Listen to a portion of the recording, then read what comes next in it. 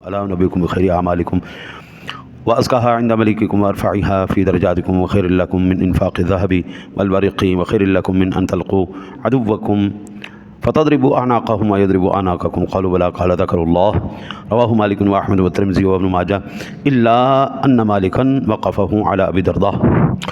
حضرت ابی درداء رضی اللہ تعالی عنہ سے روایت ہے، وہ فرماتے ہیں کہ میرے آقا نبی اکرم صلی اللہ علیہ وسلم نے ارشاد فرمایا، کیا میں تمہیں ایسا بہترین عمل نہ بتا دوں جو اللہ کے نزدیک بہت ستھرے اور تمہارے درجے بہت بلند کرنے والے اور تمہارے لیے سونا چاندی خیرات کرنے سے بھی بہتر ہوں؟ تو فرمایا یا رسول اللہ، اس سے بہترین اور تمہارے لیے اس سے بھی بہتر ہو کہ تم دشمن سے جہاد کرو، تم ان کی گردنیں مارو، وہ تمہیں شہید کریں۔ صحابہ نے عرض کیا، ہاں یا رسول اللہ، وہ عمل کیا ہے؟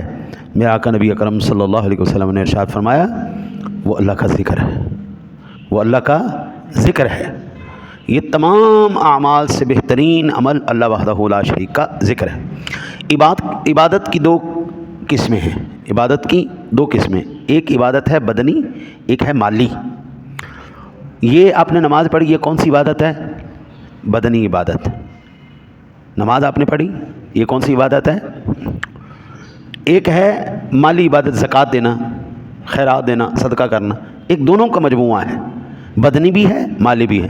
مثلا حج کرنا، جب تک آپ کے پاس پیسے نہیں آپ حج نہیں کر سکتے۔ آج کل تو لاکھوں روپے میں، بھائی 2-2 لاکھ روپے میں تو صرف عمرہ ہو رہا ہے، عمرہ شریف ہو رہا ہے جی۔ وہاں پر مال بھی لگ رہا ہے، وہاں پر جسمانی مشقت بھی ہو رہی۔ بوڑھوں کا جہاد ہے حج کرنا، یہ بوڑھوں کا جہاد ہے۔ اچھا جی، اس سے بھی افضل جو ہے وہ ہے اللہ تعالیٰ کا ذکر کرنا۔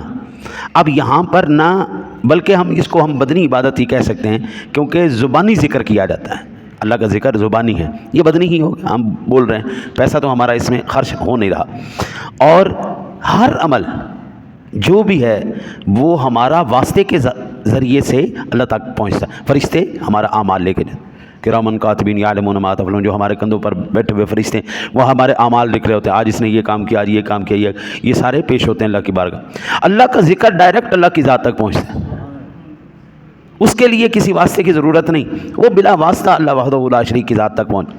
اور پھر ذکر کی دو قسمیں، ذکر کے 7 معنی قرآن نے بیان کیے ہیں، وہ میں پیچھے بیان کر چکا ہوں، اگر آپ کوئی سماعت کرنا چاہیں تو۔ ذکر کی موٹی 2 قسمیں، ایک ہے ذکر بالجہر، اونچی آواز سے ذکر، ایک ہے ذکر خفی، آہستہ کرنا۔ ذکر جہر بھی بے مثال ہے۔ اچھا، یہ ذکر سب سے افضل کیوں ہے؟ کیونکہ یہ اللہ کا ذکر ہے۔ کائنات میں سب سے عظمت والی ذات ایک ہی ذات ہے، وہ ہے وحدہ لا شریک۔ تو ظاہری بات ہے، جب اللہ کی ذات سب سے افضل ہے، مالک ہے، تو پھر مالک کا ذکر بھی مالک ہی ہے نا، سب سے اونچا۔ ایک ہے خفی، خفی ذکر جو ہوتا ہے وہ دل سے ہوتا ہے، خفی ذکر جو ہوتا ہے وہ دل سے ہوتا ہے، اور دل بادشاہ ہے ہمارے اجسام کا، دل بادشاہ ہے ہمارے اجسام کا، ٹھیک ہے جی۔ اور یہاں پر یہ بات بھی یاد رکھیے، اللہ وحدہ لا شریک ارشاد فرماتا ہے، فاذکرونی اذکرکم، تو میرا ذکر کر میں تیرا ذکر کروں گا۔ اللہ اکبر، اللہ اکبر۔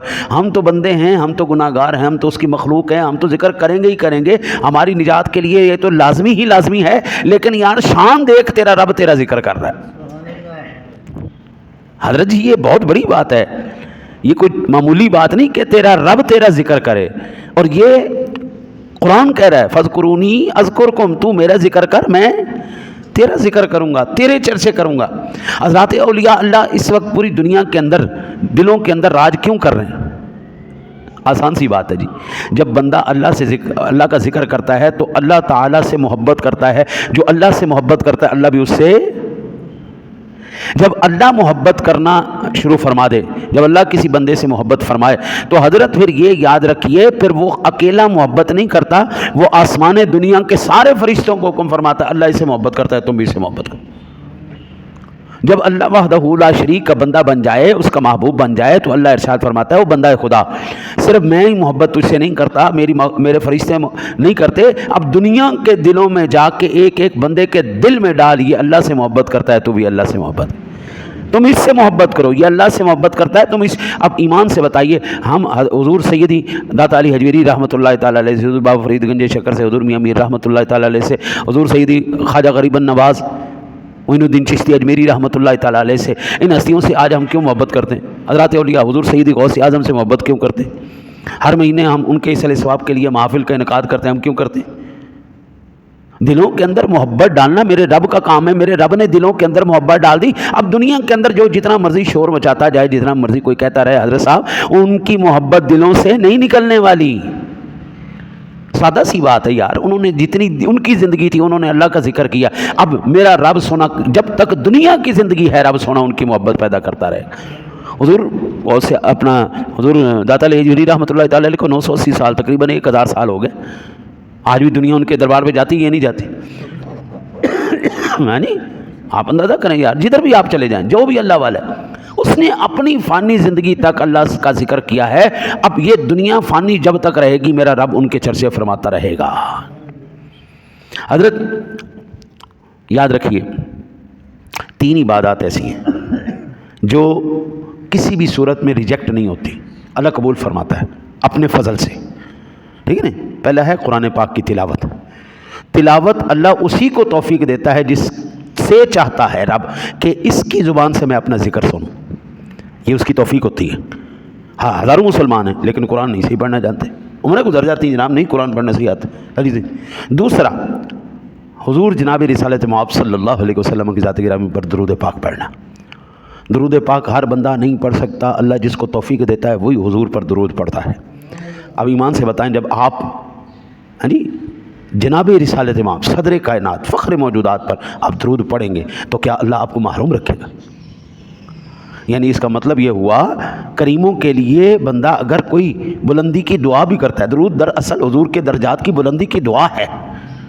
جب کسی کریم کے لیے آپ دعا کریں گے تو وہ جو سب سے بڑا کریم ہے وہ آپ کو محروم رکھے گا؟ کریم ہے نا جی. کریموں کا حق یہ ہوتا ہے جب کسی کے ساتھ بھلائی کرے تو پھر اس سے زیادہ بھلائی کی جائے. لیکن دنیا داری کے اندر دیکھیں نا جی، تو وہ کیا کہتے ہیں کہ اصلا نال جنیکی کریے، اصلا نال جنیکی کریے نسلاں تک نہیں بھول دے، بے نسلاں نال جنیکی کریے پٹھیاں چالنا چل دے. یہ دنیا دار کا مسئلہ ہے بھائی. دنیا دار کے ساتھ جس کے ساتھ آپ احسان کرو گے، جس کو آپ اپنا نمک کھلاؤ گے، وہ نمک حرامی نہ کرے تک مینو پھاڑ لیا جائے. اللہ ماشاء اللہ لاکھوں میں کوئی ایک ایسا ماں کا لال پیدا ہو جائے جو جس امام کے پیچھے نماز پڑھے تو اس امام کی لاج رکھے، جو جس کا کھانا کھائے اس کھانے کی لاج رکھے، جو جس کا گائے جس نے اس کو سب کچھ دیا ہے اس کی وہ لاج رکھے. بڑے کم ہیں. ورنہ وہ کریم ایسے ہیں ان کے اوپر کوئی اس طرح دعا کرتا ہے تو وہ ان کو محروم نہیں رکھتے. پھر ہے اللہ وحدہ لا شریک کا ذکر پاک، ذکر ہے، تلاوت ہے، اور حضور جناب رسالت مآب صلی اللہ علیہ وسلم کا درود ہے. اللہ سے دعا کرتے ہیں اللہ تعالیٰ آپ کو مجھے ان تینوں چیزوں پر عمل کرنے کی توفیق نصیب فرمائے. اللہم صلی علی